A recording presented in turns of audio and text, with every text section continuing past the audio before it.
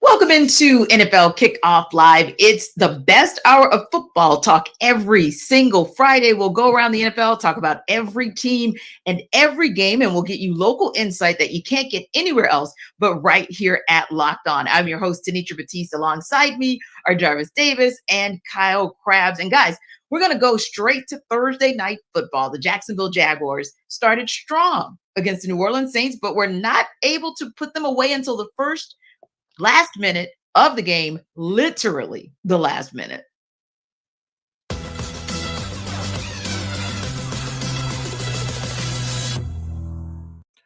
A win is a win again for the Jacksonville Jaguars. I'm Tony Wiggins with the Locked On Jaguars podcast. We're at your team every day. Unbelievable that the Jacksonville Jaguars hold on to win 31-24 versus the New Orleans Saints in the Big Easy. In a game, the Jaguars dominated early, but just didn't score enough points to pull away and made enough mistakes that allowed the Saints to hang around and stay in the game. Trevor Lawrence started out very hot, ironically ran the ball extremely well, even though he was banged up. But at the end of the day, the hero was Christian Kirk in the second half, and second-year player Monteric Brown, we call him Buster at corner. He played very well and had some key plays down the stretch, including the final play of the game for the New Orleans Saints. The Jaguars hold on to win 31-24. It's on to Pittsburgh. A win is a win, and they'll take it. Check me out on Locked On Jaguars every single day. Another disappointing and disheartening loss for the New Orleans Saints that has a lot to do with their offensive inconsistencies. I'm Ross Jackson, host of the Locked On Saints podcast. New Orleans Saints dropping their fourth game of the season here to the Jacksonville Jaguars. And the story comes to another slow start on the offensive side. Well, the Jacksonville Jaguars were cooking in the first half. The New Orleans Saints offense operated well within the 20s, within the 30s, getting in the Jacksonville territory 5 times and coming up with only 6 points to show for it in the first half. That cannot be what the New Orleans Saints are or try to be throughout the remainder of this season. And maybe it's time to start talking about some play caller and some big time offensive changes in the process. If you want to know more about what those changes could look like, head over to the Locked On Saints podcast, part of Locked On Podcast Network, your team every day.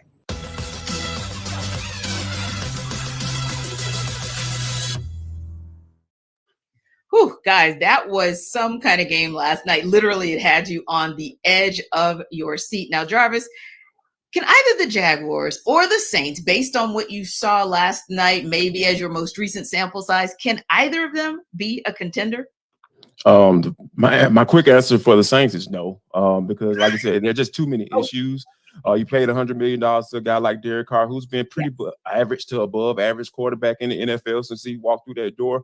So, and then you talk about the play calling standpoint. I thought Ross made a great point. You talk about slow starts to games. Something is wrong, right? There is, from a scheme standpoint, a game planning standpoint, Pete Carmichael just hasn't been able to figure that out. So, and Derek Carr looks like it. You know, you just see after incompletions on whether it be third down or even when they tried to attempt it on fourth down, it was just a frustration. Dang it! Oh man, I didn't get it done. You know, so it's just too many things going on for those guys to be factors. But the Jaguars, on the other hand, this was the team coming into this season, right? The expectations were high for this team coming into the season. We said that, hey, this is going to be the team to come out of the AFC South. And I really feel like you could be a contender as long as you take care of your division. And I feel like the Jaguars have been able to do that.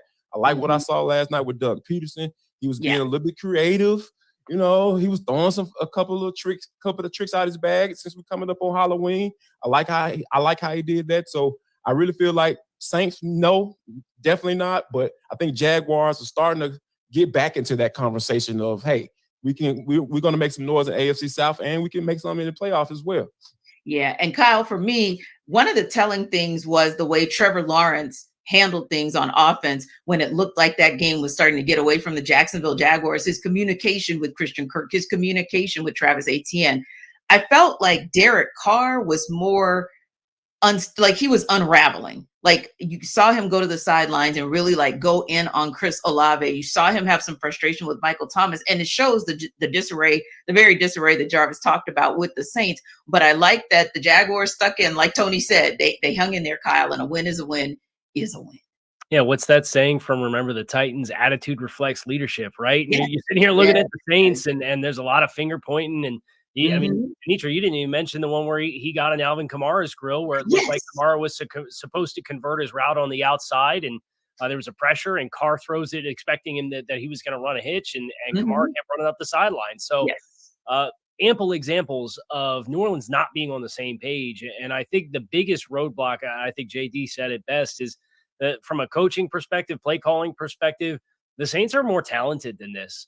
They should not be shooting themselves in the foot to the degree that they are. And that is not a reflection, I think, of the talent. Now, I think you have questions about Derek Carr and his assimilation into new personnel and a new offense. And they've kind of been banged up a little bit along the offensive line and at running back. So I get some of it, but the talent's still there and they're not putting it together.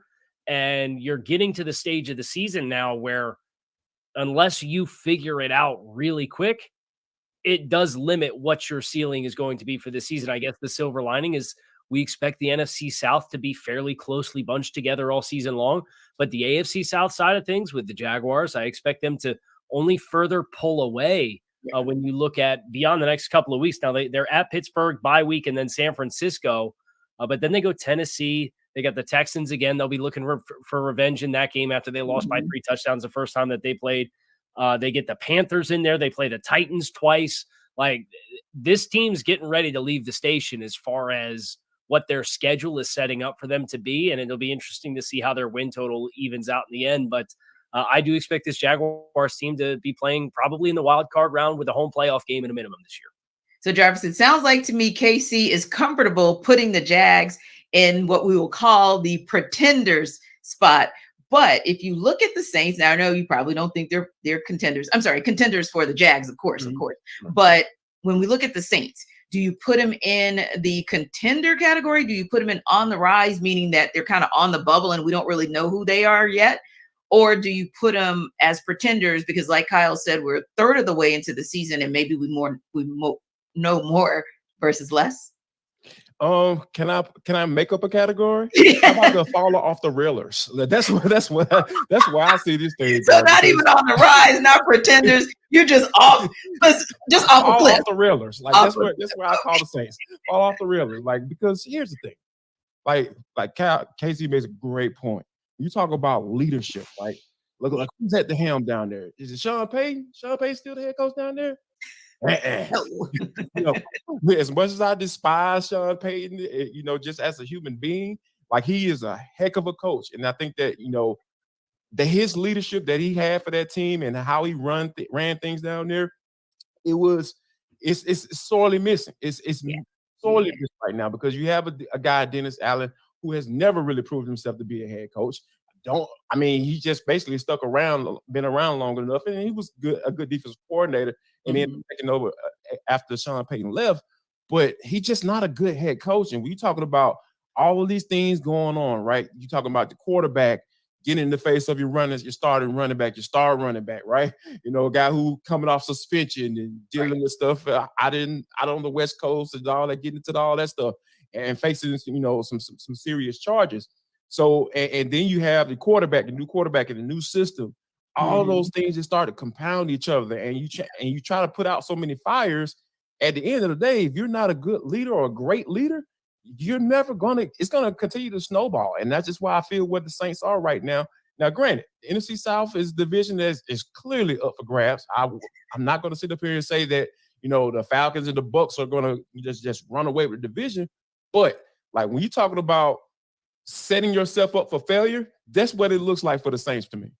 Yeah. And Kyle, when we talk about, and we've kind of moved a little bit here and there because we know we've got the top two pretty much in the AFC and the NFC, and then it's kind of everybody else middling and trying to get to the top. But for you, when you kind of look at one thing that I still feel like they're at the top of the food chain for the NFC, but maybe they showed some chinks in the armor. No more undefeated teams left because the 49ers went down. And granted, they had a lot of players go down, so leave that caveat. But the Eagles kind of imploded.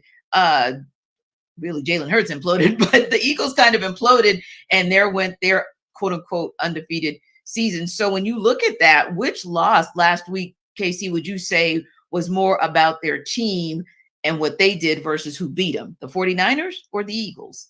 So I think there was some hard luck for both teams. Where you think about San Francisco, you played bad all day.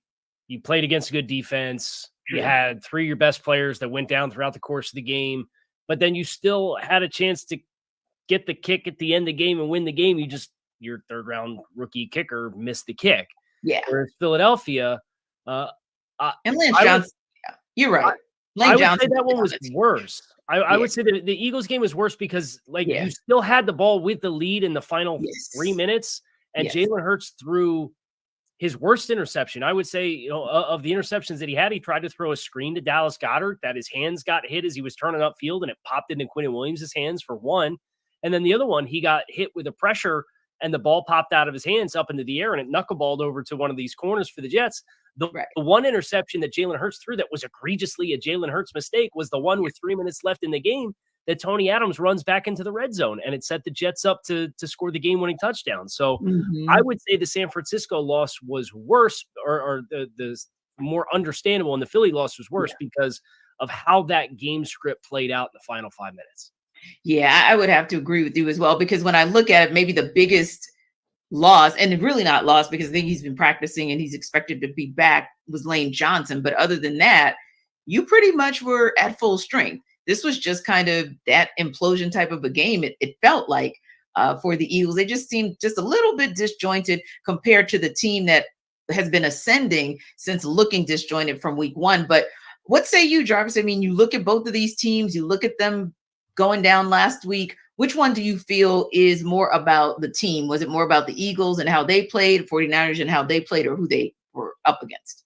I think it's more so what they were up against, because I really like the San Francisco 49ers look invincible this year, right? Like, they've been putting up points and they've just been dominating up front, and then they go out and go get a guy like Randy Gregory, and he get his first sack, since being, traded from the Broncos. It's just, and I think I found it interesting that both teams went up against like pretty high level defense. I'm going to go out on a limb and say Cleveland is elite defense. It took an elite defense for San Francisco to get their first loss of the season. I think that stands out to me a little bit more, because the Philadelphia Eagles, let's just be honest, y'all, they've been playing with fire the entire season. You know what I'm saying? So it's just been like they've been barely squeaking by, because our guy Hugh Douglas been trying to calm all Philadelphia fans' nerves up there in Philadelphia, because they've been going crazy, but they've been finding ways to win. They just weren't able to do that this particular weekend. Like you said, like KC said, Hurts had a bad game, true enough, but for the San Francisco 49ers to take that L against a backup quarterback and PJ Walker, he still threw 2 interceptions. He turned the ball over as well, and they still were able to figure out a way to win that game. So I feel like that's the game that kind of stood out a little bit to me more, because like San Francisco has been dominating everybody. They just been kicking everybody's butts up and down the field. But the Cleveland Browns were able to figure it out by playing elite defense and a lot of man coverage. Man, I just love defense like that. I think the defense is back. I'm going to go ahead and go on a limb and say it. Defenses are back in the NFL. They're about to take over. I don't care. Said by the former defensive tackle. Yeah, but no prejudice, right, Kyle? No prejudice. No bias there. No bias there. But yeah, I thought, and you could make an argument both ways, right? Because in both of those situations, the undefeated teams had every opportunity to remain undefeated and just kind of get by, but they couldn't. Because, that Jets defense, it's something to be reckoned with as well. But it was interesting because my thought, too, went to, Detroit is 5-1. So where does that kind of leave, as far as the parity goes? I don't know if you guys think they've kind of leapfrogged into that top 3 that we've been talking about for the NFC. Because really, let's face it, we've been talking top 2 for the NFC since we started. But they're all 5-1 now. So I mean, Jarvis, is the playing field a little bit more level? I gotta say so, yes, because Detroit has been pretty consistent, right? Like every game we've watched or talked about, when we talk about maybe whether it be the game with against the Falcons and the Lions, what they did against the Buccaneers just last week, it just goes to show like you know exactly what you're going to get when you go up face a Detroit Lions team. What in the world did I just say that? Like, wow, consistency, like that is a word that we haven't used for this team in quite some time. So I mean, we can't not put them in that top 3 in the category, or at least say, hey, they're starting to move in that same conversation as the 49ers and the Philadelphia Eagles for sure. Yeah, it'll be interesting to see, but you're absolutely right. We don't really use the word consistency when it comes to talking about the Detroit Lions. I don't think I've ever used the word. Yeah, right. And now we're talking consistently good. And we're going to talk on the other side of the break about 2 teams in the Dolphins and Eagles, despite what we saw in the Eagles last week, that have been consistently good and trending up. For first, Jarvis is here to tell you how to take charge of your health with Jace Medical. This episode of NFL Kickoff Live is brought to you by Jace Medical. People, I'm telling you, everyone should be empowered to care for themselves and their loved ones during the unexpected. Because here's the thing, I got small kids and I never want to be in a situation where I'm unprepared. Never want to do that, because I want to be able to make sure my kids are safe. And if they have a situation where they might need some antibiotics, I know exactly where to go to. And you should go to Jace Case as well. They provide 5 life-saving antibiotics for emergency use. All it takes to get a J case is fill out a simple online form, and in some cases, jump on a quick call with one of our board-certified physicians. And you can get ongoing care from our physicians on any treatment-related questions. Doctor created, doctor recommended. So Jace even handles everything from online evaluation to licensed pharmacy medication delivery and ongoing consultation and care. So people, make sure that you don't get caught off guard and go to jacemedical.com and enter code locked on at checkout for a $20 discount on your order. That's promo code locked on at jacemedical.com. That's JASE medical.com.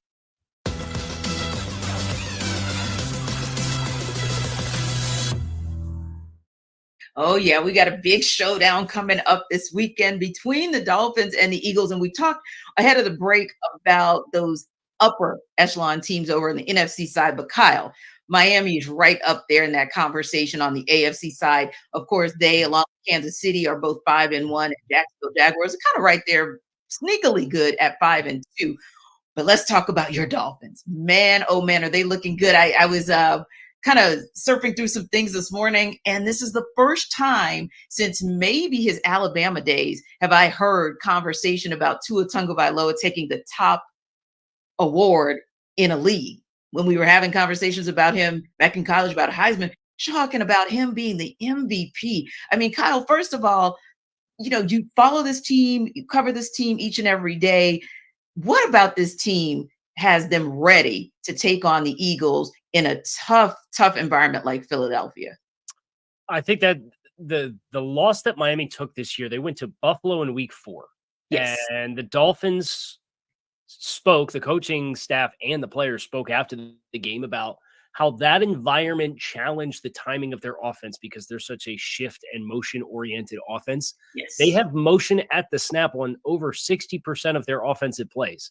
It's like a crazy high number. And a lot of that comes with timing. Well, they go to Buffalo, they get this raucous crowd that's really loud. The first 5 possessions of the game are all touchdown drives.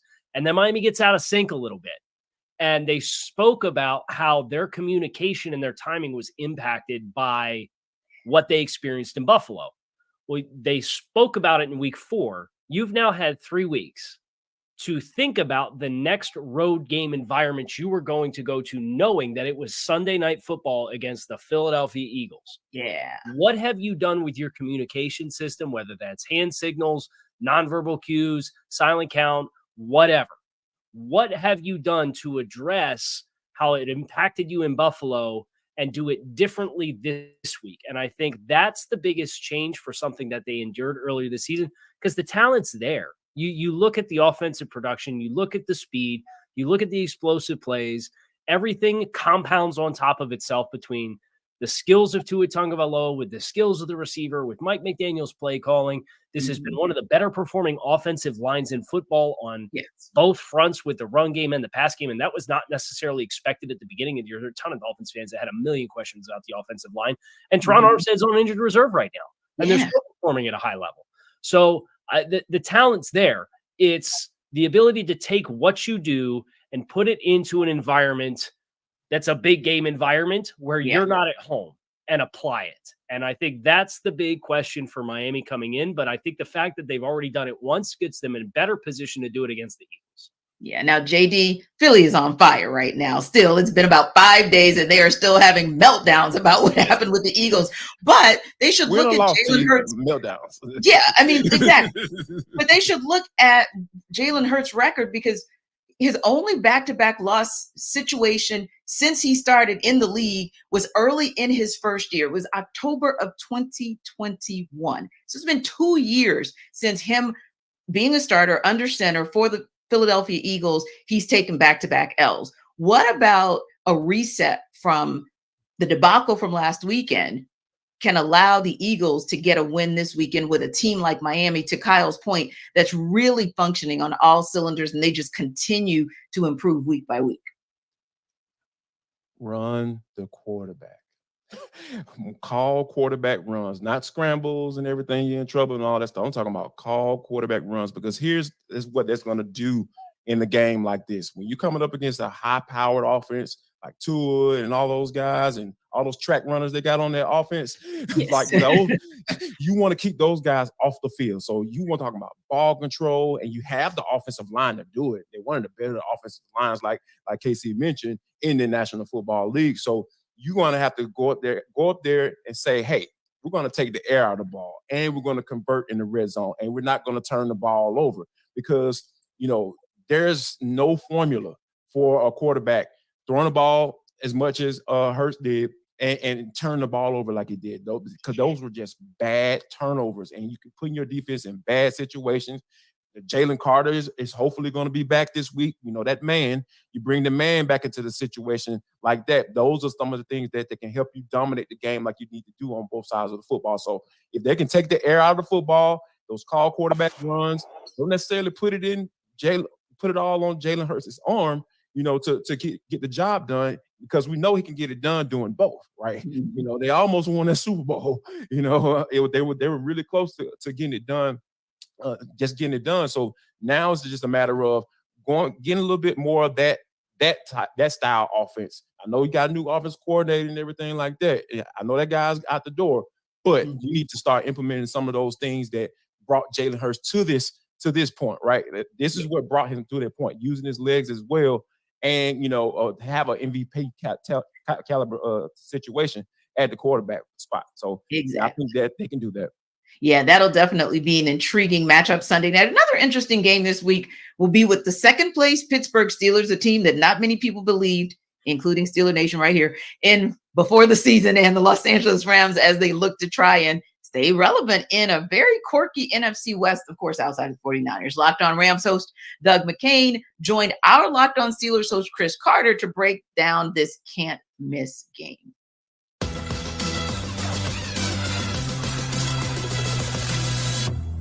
When they're able to put together a game plan, they limit guys. If you go back to the last time they played the Rams, and that was when they had backup quarterbacks in the year 2019, when they didn't have, they had Mason Rudolph start in that game because Ben Roethlisberger was out for the season that year. You go back to that game, Cooper Kupp held to 0 yards in that game. Aaron Donald only got 1 sack in that game. You thought that he'd get a lot more against that. They tried to neutralize him as best they can. The Steelers recognize that guys like that, they're going to be game breakers. They're going to be guys who make plays, and you have to understand that. But you have to scheme around trying to limit them as much as possible. That's where the Steelers, I think, are going to do as much as they can to say, hey, you're going to be able to get the ball to him, but to get it to him, you're going to have to work, and you have to keep working, and you're going to have to start making more risks at it. That's where I think the Steelers, they can work on doubling Cooper Kupp a little bit more, but the biggest thing is they have to take away the quicker throws for Stafford, like you were talking about. He wants to get the ball out quick. They have to take that away, force him to hold on to the ball, and make him have to trust his offensive line against the Steelers' pass rush. They do that. I think that's their best chance to try to counterbalance what the Rams love to do in the passing game, because Matt Stafford, if you give him space space in that pocket, he's going to kill you. 100%. I think it's absolutely one of the biggest keys. And we look back on Monday, we evaluate this game is, did they get the ball out quick? Did you run enough to keep that Steelers defense honest? If you do those two things, then you give you a chance to have some balance. You have to have some semblance of a running game in this one, because if you have the offense relying too much on explosives, it could be a miserable day for Matthew Stafford getting to the quarterback. So I'm definitely looking at that one. Also, Christopher, I have to point out this, and it pains me to say this, of course. Shout out to the Ramley, big Rams fan here, but Steelers in town, there's going to be a lot of terrible towels. They might be selling the terrible towels at the Rams concessions during this one, okay? So it's going to be a factor. Probably going to see over 50% Steelers fans. Don't doubt that, but I still think this game is really up in the air. I think you look at the Rams offense, the momentum they built, the defense that has been surprisingly close to league average. They've been good in a lot of different categories that can neutralize this Steelers offense, averaging 15.8 points per game. I think this one is going to be a lower scoring affair. I don't anticipate them lighting up the scoreboard. I don't know if you throw out predictions on your show for the predictions episode for the crossover, but I got the Rams winning this one 24-17. I usually hold off my predictions for Friday because I try to build up suspense to what my picks will be. But I will say, I think this is going to be a very close contest. I think both teams are still fighting to be the other teams that they want to be by the end of the season. And I think that the Rams, their strength in the passing game, it hits right at the Steelers' weakness as far as covering right now. But I also think the Steelers' strength as far as getting after the quarterback hits with the Rams' weakness as far as protecting the quarterback. And that's where I'm just not 100% sure just yet is where I fall in this prediction. But to your point about, the Steelers fans being there, people need to understand. I think people in Pittsburgh have come to know this, but people naturally don't understand. Steelers fans aren't traveling. They're just everywhere.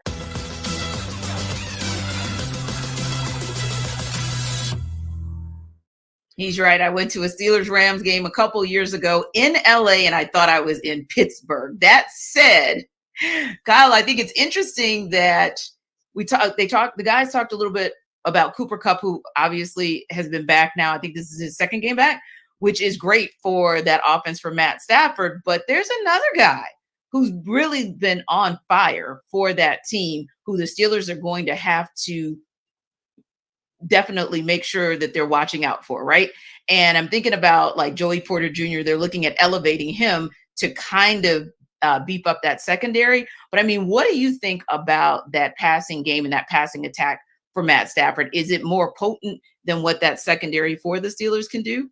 Yeah, If the Steelers are going to have success defending the Rams passing game, I think you do need more contributions from Joey Porter and banking on that youth and the potential and how he was widely regarded as a first-round prospect that just barely slipped out of the first round. Because the athleticism of the corners that Pittsburgh has otherwise leaves a little something to be desired. The athleticism of the linebackers that are defending the middle of the field for Pittsburgh leaves something to be desired. And Matthew Stafford's playing at a really high level right now.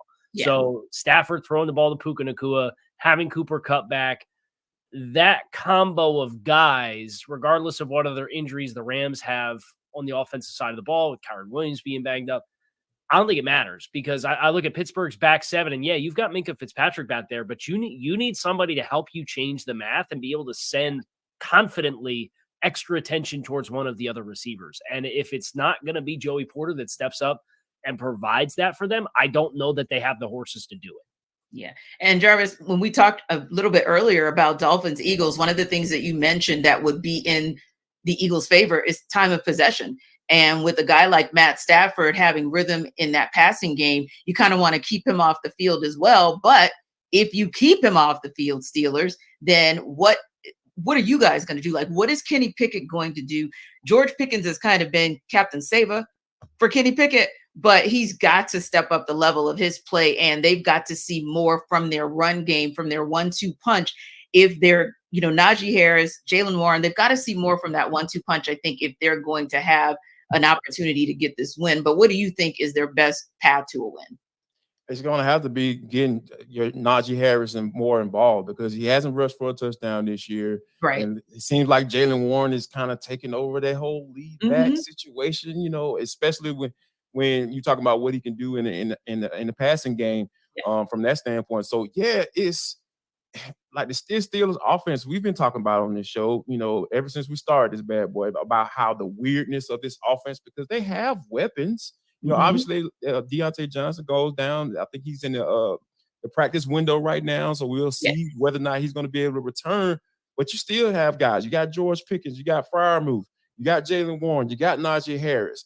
They have weapons to work with. It just seems like they just can't quite figure it out. And I think that, they're going to have to, simplify this thing a little bit. I feel start running the football, get back to some of that old school Steeler Nation type offense, running the football and play action and finding your tight end, because like I said, that's what you have. You might not have your other game breaking wide receiver and Deontay Johnson, but you do have a guy in Freiermuth that you can hit on those intermediate routes. You do have a running back you can pass to out of the backfield and start working some screens and simplify, getting Kenny Pickett in a rhythm, because that quarterback class is not looking good right now. You're talking about Desmond Ridder, Malik Willis, and Kenny Pickett, which was supposed to be the second coming of the greatest class. So quite interesting to see what they're going to do. And you're absolutely right, Najee Harris. They've got to get him more involved. And to your point, not just in the run game, but he is a pass catcher. So take advantage of the pass catcher that you have. Now, when we come back, we're going to chop it up more about some contenders in a minute. But first, Jarvis is here to tell you guys about FanDuel. Guys, I'm going to let you know that this episode of the NFL Kickoff Live show is brought to you by FanDuel. Snap into the action this NFL season with FanDuel, America's #1 sports book. Right now, new customers, all the people who haven't gone to FanDuel, you've been just trying to figure out how you can make some more money. How about this? Go to FanDuel.com right now. And all you got to do is drop $5. That's it. 1, 2, 3, 4, 5. $5, and you're going to get $200 in bonus bets. Guaranteed when you place a $5 bet. And guess what? You can do with those bonus bets. What can you do, Jarvis? You can use those to put money on the spreads, player props, over-unders, and much, much more. I'm telling you guys, the FanDuel app is super safe. It's easy to use. You got to worry about anybody getting information or anything to that knowledge, right? So here's the website is FanDuel.com/lockedon. That's FanDuel.com/lockedon. LOCKEDON. FanDuel. It is the official sportsbook betting partner of the NFL. Now, guys, we talked a little bit about the Dolphins and Eagles earlier in the show. Kyle gave his perspective. Jarvis, you chimed in as well. But what about the Eagles side? We're going to talk a little bit more about that. The FanDuel line is 2.5 in favor of Philly. Will the Eagles be able to cover that? Here to sell us why is Locked On Eagles host Gino Camilleri. Gino Camilleri here from the Locked On Eagles podcast, here to sell you why on the Philadelphia Eagles and why they're going to cover the 2.5 point spread against the Miami Dolphins on Sunday Night Football. Well, first, it's a Sunday Night Football game. That means America's going to be tuned in. That means Vegas is going to be very honed in on this one. Usually these primetime games, that number, it's there for a reason. 2.5 points. What comes into play? A field goal. An end of the game field goal seems what might likely be the reason why the Eagles win this football game. It could be a boat race a majority of the time. We know Miami can put up a ton of points. But can the Philadelphia Eagles and their run offense that at time has choked away the clock get back to what they do best and control the football? The reason I say the Eagles can cover this spread is if it comes down to a field goal at the end of the game in a tied game scenario and the Eagles have the ball with, let's say, anywhere of 6 minutes and above, the Eagles have shown that they can run that clock out and get it into a situation where they can come home and win this football game. But why do I say the run game can be this effective? Well, if you look at Miami, currently they have the 25th ranked DVOA defense when it comes to the rush, 22nd against the pass. The Eagles are going to have to restrict Miami when it comes to the amount of possessions that they have. I'm going to ride with the over. I think a lot of points are scored, but I also think this game is very close. The over is at 51.5. That means that a team is going to have to score 27. Another one is going to have to score 26. Let's say the Eagles can win this one 30-27. The Eagles win. You're going to cover that 2.5. And I think it comes at the hands of the Eagles possessing the clock, controlling the run game, and winning where it matters in the trenches. I'm Gino Camilleri. Join us all 5 days each and every week over at Locked On. Kyle, you riding with Gino that Philly will be able to cover? No. Now, I'm just gonna play devil's advocate. I think the pathways for Philadelphia to win the game are there, and I think Gino's absolutely right about Philadelphia. Was really surprised that they called 45, even more than 45 dropbacks last week versus just 20 rushes is what they ended up with, and some of those were Jalen Hurts scrambles in a game that they led the entire time. So it was kind of a weird script for them last week. But nevertheless, just to play devil's advocate. That Dolphins rush defense gets hammered because they gave up 233 yards against the Chargers in week 1. They're averaging 90 yards a rush allowed team yards in the 5 games since. So that has been something where you have seen some improvement. Carolina kind of got them on their heels in the first quarter of this past game, but they were down 14-0 and then still buckled down and had a strong performance against the run for the totality of the game. So I think Miami's rush defense, while I know the efficiencies in DVOA and yards per carry, it doesn't look great, but it's because the Chargers put up 233 on them in week 1. I think that you've seen some improvement there, and I think Jalen Hurts is going to have to win this game if the Eagles are going to win this game. Well, Jarvis, I got to tell you that I cannot wait because that was such a reaction from Kyle. I can't wait to hear your reaction about the Packers and Giants. The Green Bay Packers find themselves road favorites this week as they face an embarrassing Denver Broncos team. The FanDuel line on this one is only 1.5 here to sell us why we should be taking Green Bay as Locked On Packers host Peter Bukowski. The Green Bay Packers are going to cover the 1.5 point spread at FanDuel. Let me tell you why. I'm Peter Bukowski, host of Locked On Packers. And does the number 70 mean anything to you? That's how many points the Miami Dolphins hung on the Denver Broncos, who just happened to be the Packers' opponent, over whom they are favored by 1.5 points. The Packers happen to be coming off their bye week. And for all the questions about Jordan Love and this offense, the Packers are in the top half of the league in EPA per play. The last time they faced the defense even close to as bad as the Denver Broncos defense, they scored over 30 on the Chicago Bears. That also happened to be the last time Aaron Jones was this healthy for a football game. And they did that without Christian Watson, who is himself healthy headed into this game. The Packers are rested. They are getting their top playmakers back, and they are facing a historically bad defense. That is what this Denver Broncos team is. Historically bad. Oh, and the offense couldn't even get to 95 passing yards last week against the Kansas City Chiefs. The Packers cover 1.5. All right, Jarvis. Peter told us how he really felt, so I'm going to ask you, how do you really feel? I think that 1.5 is a lock. What's the strength? What is it? Super lock, a 7 lock, a 8 lock? Oh, yeah. Lock, whatever it is. Right. Level 1 lock. That's right. That's right. Yeah, whatever it is, say, hey, yeah, they're going to cover this squad. I promise you they're going to cover it because, like, Jordan Love is kind of been exposed to these last few games, guys. Like, the offensive line hasn't protected well. He's been sacked 8 times, in the last 3 games, and he's turned the ball over. He had 6 interceptions and a fumble. So it's just been kind of spiraling a little bit. So when you talk about being able to get a guy like Christian Watson back, we know what he was able to do last year.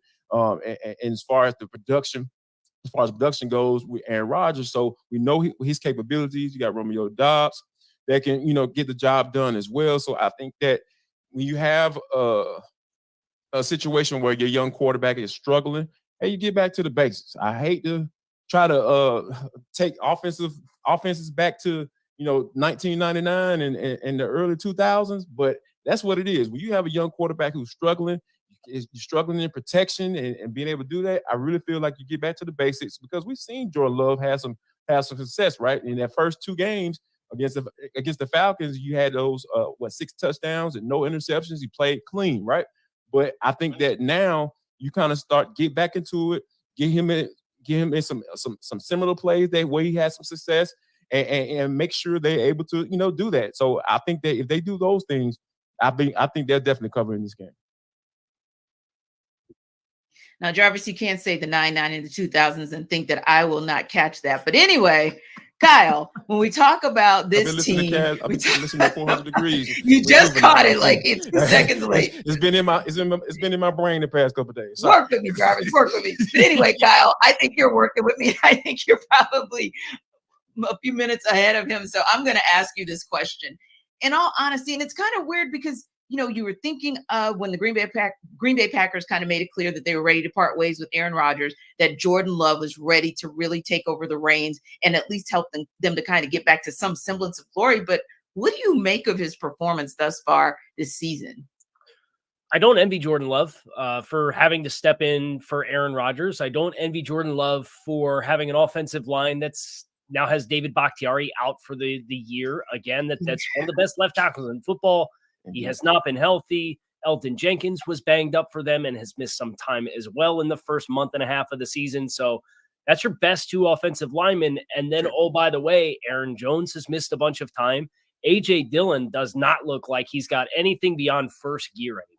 It's bad as far as what he brings from a juice perspective. Mm-hmm. And then you have first and second year players at every roster spot at wide receiver and tight end. And it's like, in what way did you set Jordan Love up to be successful? So he sat, he learned the offense, but I didn't think the process from the personnel that they had, aside of maybe the injuries that they've incurred on the offensive line and Aaron Jones, was particularly good. You have a developing quarterbacks that you've surrounded with developing players in the passing game where there's no consistency.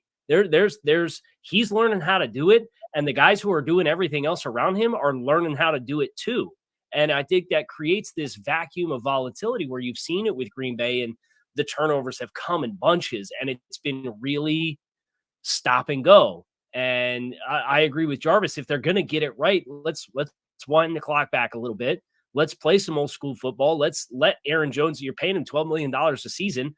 Let him be the guy, because it can't be A.J. Dillon based off what he's shown us in the first month and a half of the season. So I sympathize with Jordan Love. It needs to be better, but I also sympathize with what he's had to work with so far.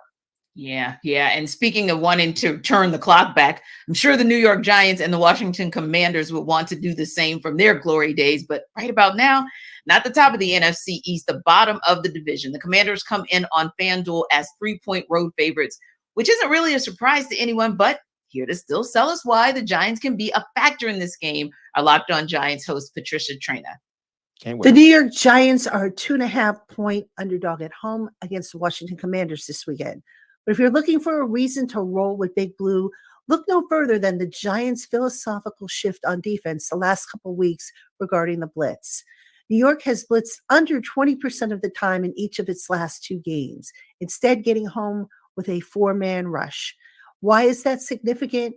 Because Washington quarterback Sam Howell has completed 56.9% of his pass attempts, while also throwing 4 interceptions when under pressure this season. Howell, on the other hand, has performed a lot better against the blitz. When he's been blitzed, he has completed 61.4% of his pass attempts and has 2 touchdowns to 2 interceptions. If the Giants can make the young quarterback uncomfortable, that will go a long way towards putting the ball back in their offense's hands, or hopefully a slimmed-down passing game that will feature receivers Jalen Hyatt, Darius Slayton, and Wan'Dale Robinson, along with running back Saquon Barkley and tight end Darren Waller, can push the Giants towards the end zone a little bit more often than they have in recent weeks. Well, Patricia almost convinced us, Jarvis. Almost. She did. No offense to Patricia, but I think this is the perfect matchup for the Commanders, right? Because we know how awful the Giants' offensive line is, right? They just trying to figure it out. Like, they are just like Kyle sympathizes with Jordan Love. I sympathize with the Giants personnel staff and try to piece together something to protect the doggone quarterback. I'm glad they had Tyrod Taylor, who can move around a little bit more, more so than Danny Dimes. But I think that with the Washington Commanders and what they were able to do against the Falcons last week, I think that they can continue to, put put the quarterback on the ground. And I think this is a horrible matchup for the Giants because we know all of the talent that they have up and down that line from Jonathan Allen, and Deron Payne and Chase Young, all those guys that can get to the quarterback. And I think that's what's going to be one of the things why I feel like the Giants aren't going to be able to cover that spread. Now, notice, Kyle, we came out with FanDuel having the Commanders as 3-point favorites, but the rest of our commentary was that's not a surprise, but that Patricia was supposed to sell us why the Giants can be a factor, not win, but be a factor in the game. Is there a path to winning this game for the Giants? I think so. I think it involves bottling the inspired effort that the defense had last week against the Buffalo Bills. And there were some storylines in that between Brian Daboll playing against his old team and Tyrod Taylor, and he used to quarterback the Buffalo Bills and got them to the playoffs, and then they cast him out. And I think there's certainly some emotional factors that played into why the Giants played as well as they did. But the crazy stat that I have for this game is that Giants quarterbacks have been sacked 33 times so far this season. And that's still less than the amount of times that Sam Howell has been sacked this season. Sam Howell's been sacked 34 times. 4 times, yeah. This season. It's so crazy. It's just the offensive line. So when nobody can block, I think it does kind of create this chaos vacuum where it's a one bounce of the ball, right? One strip sack of Sam Howell that the Giants can run back for a touchdown. That might be all you need if the Giants are going to have success with Wink Martindale and they are going to disrupt Sam Howell and prevent any kind of sustained movement of the football. It could be that kind of game. And if the Giants are going to win, I think it has to be that kind of game where they don't shoot themselves in the foot, but they take advantage of spotty pass protection for Washington and what they provide. And Howell likes to hold the ball and try and push it downfield and make things happen. And if you could be opportunistic in those instances, I think that is your pathway for the Giants to cover 3. Indeed. And I'm sure all of our executive producers hope that path actually comes to fruition. Now, when we come back, we're going to talk a little bit about some more bottom dwellers, but we're going to end on a high note, giving you some predictions for some of our biggest games. But before we do that, Jarvis is going to tell you a little bit about Prize Picks. What's going on, good people? Jarvis Davis here for Prize Picks. This episode of NFL Kickoff Live is brought to you by Prize Picks. Prize Picks is the most fun I've had, winning up to 25 times my money this football season. I'm telling y'all, you need to get in on this. You just select 2 or more players, pick more or less on the projected stats, and place your entry. It's just that simple, guys. I've been testing my skills on Prize Pick this football season, and it's the most exciting way to play daily fantasy sports. No more waiting till the end of the season to try to collect your money, going to go knock on somebody's door saying, hey, man, I need my money. I won in a fantasy football league. Daily fantasy sports is made easy by Prize Picks, guys. You can turn $10 into $250 with just a few taps. That's it.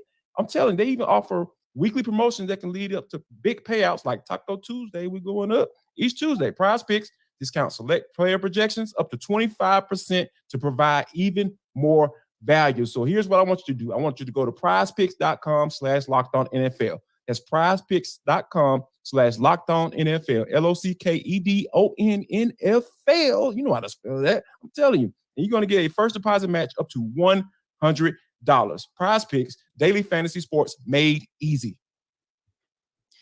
You know, we talk about fantasy, right? And the fact that if you're going with Prize Picks, that's a good look for you. And the fact that we are a little less than 2 weeks away from the trade deadline for the NFL, talking about movement across the leagues. Now, it's a good time to look to upgrade your fantasy roster, maybe see some movement in your league as well. You might have some gems that could help you get more value in a trade. So what players should we be selling high in fantasy this week? Locked On Fantasy host Michelle Majuk is here to tell you how.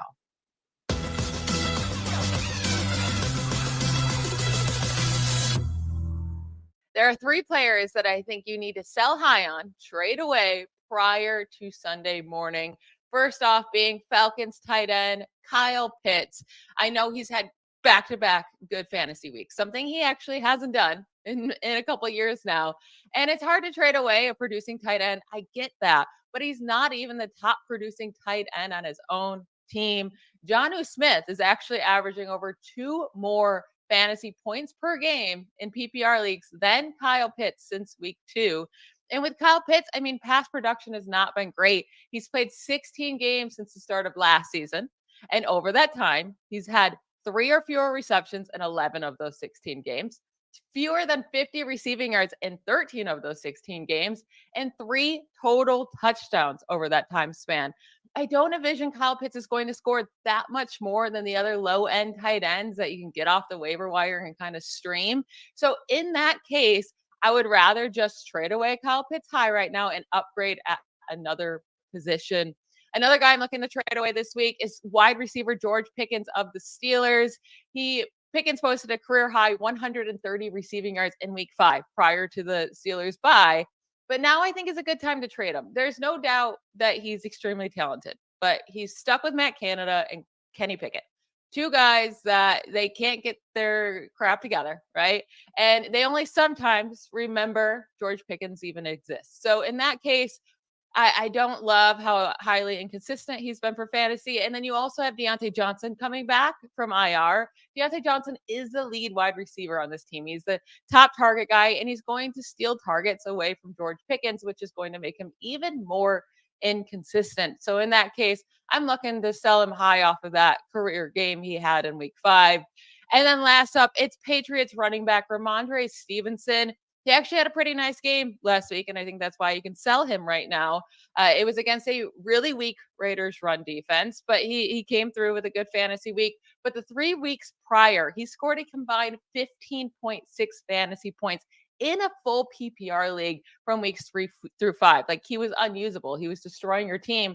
And the issue is last week he had a nice fantasy game, but he still only had 10 carries in that game. He was still losing a ton of snaps and carries to Ezekiel Elliott. The Patriots offense has been just horrendous this year, and Stevenson's workload has just been sporadic, and he's been inefficient. And I don't want to deal with that inconsistency all season long. I think this week right now, with 6 teams on bye, so many running backs being injured, there's going to be fantasy managers willing to pay up for a startable running back this week, and you can actually get really great value for Stevenson. And I don't know if you're going to continue to be able to get that after this week. So sell high on him now while you can.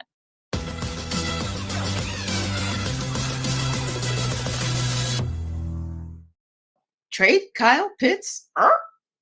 Jarvis, trade Kyle Pitts in your fantasy. No, that's finally starting to get some type of rhythm. So Yeah. I think that Kyle Pitts is a guy that I would hold on to, because here's the thing: when we think about, we've had so many conversations about ad nauseum about what Kyle Pitts should be bringing to the table on a weekly basis on Sundays at 1:00 at Mercedes-Benz Stadium, whether they're out on the road as well. So, and I think that Desmond Ridder is finally starting to come around as far as like, okay, now I'm finding my guy. Now that he's lining up in line and he's lining up in that slot, I can get him the ball, and they're able to.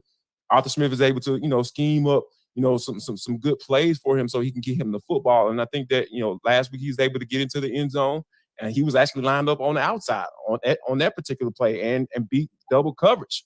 So yeah, I would hold off on trading Kyle Pitts if I'm sitting there with him, because like I know you had to be patient because I had him last year and I'm just like, I don't know about this one. So, but yeah, I will hold on to Kyle Pitts for now.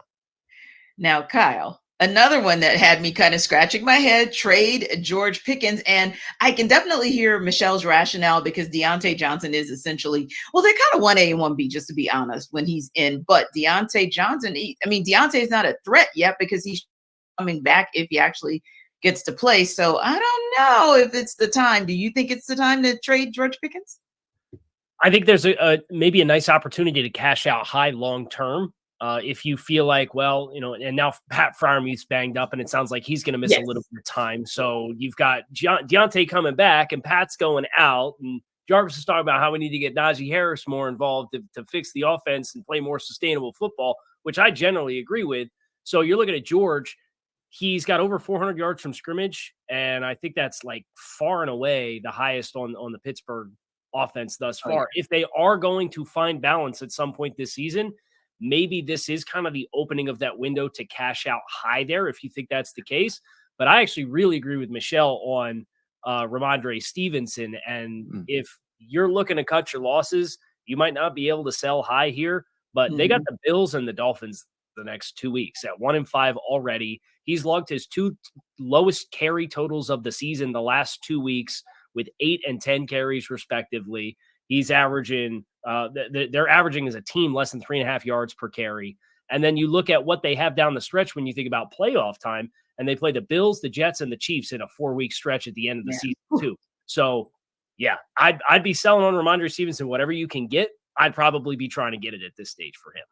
Yeah, he's the one I agree with Jarvis as well, that I think it would be a good look to go ahead and trade Ramondre at this point. What do you think, Jarvis? Yeah, I actually have him on one of my fantasy teams, so I'm kind of trying to figure this thing out. So yeah, I think Michelle sold me. I'm sold on that, because here's the thing: that offense is bad. Like, you don't know what you're gonna get from on a week-in, week-out basis. On a New England Patriots coach team. Excuse me.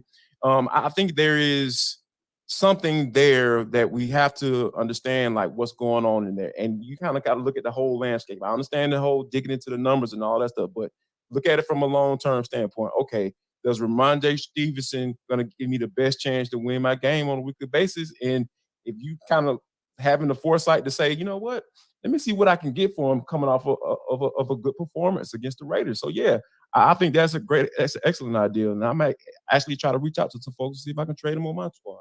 Thanks, I see. So I'm going to challenge you guys, right? Because we said we were going to end the show on a positive note. So somehow we're going to find a silver lining.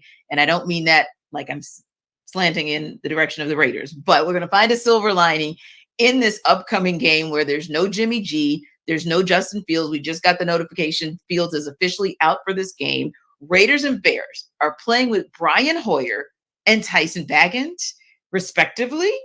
Kyle, of a game could it be, or do you see anything that gives you some hope that this could be a good game? This is one of the games that makes me really thankful that I'm a draftnik and I do the college scouting all year long, because Tyson Bagent at quarterback for the Bears, really fun story, played in the PSAC.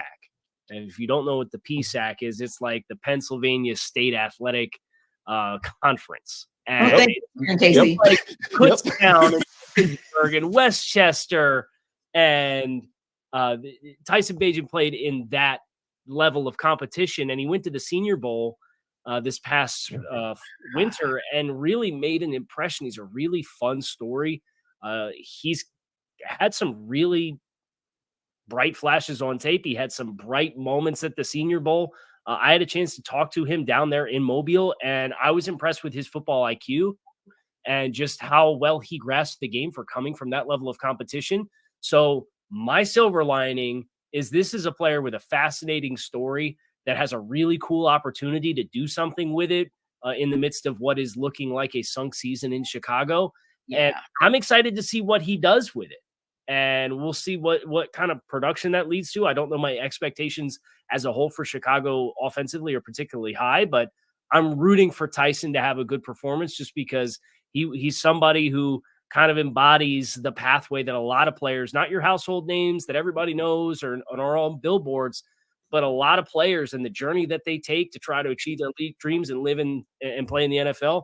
That's the Tyson Bagent story. So I'm excited for it. Yeah. And, the wily veteran, Jarvis, will be there for the Raiders in place of Jimmy G. Any silver lining there, maybe too? I mean, maybe or another silver lining. I guess maybe Tyson Bagent can strive to be a guy, be Brian Hoyer. If he can say, hey, I was like Brian, I had a Brian Hoyer type of career, I think Tyson Bagent will be doing well for himself, because we know he's come in different situations and played really well. And so, I mean, that's what you expect. So I think that, Brian Hoyer may be looking at on the other side of the field saying, hey, I remember when I was that kid, nobody knew who I was.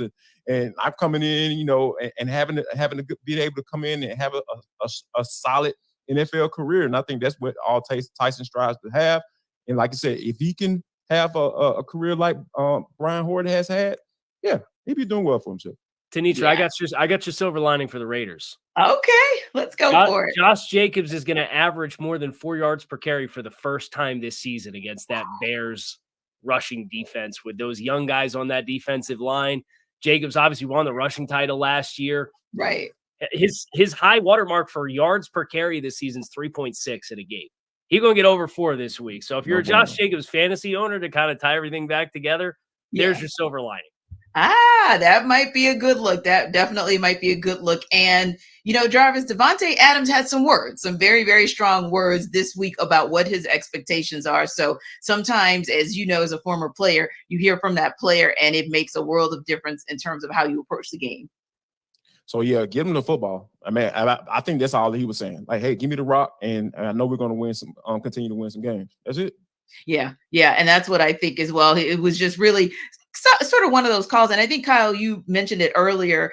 It was the staff for the Miami Dolphins, but it was also the players for the Miami Dolphins. And sometimes you hear those players and it makes a world of difference. So we will definitely have our eyes on some big games this weekend. Know you guys will have your eyes on it too. As always, thank you guys for stopping by NFL Kickoff Live, and we will see you on the Locked On Podcast Network next week.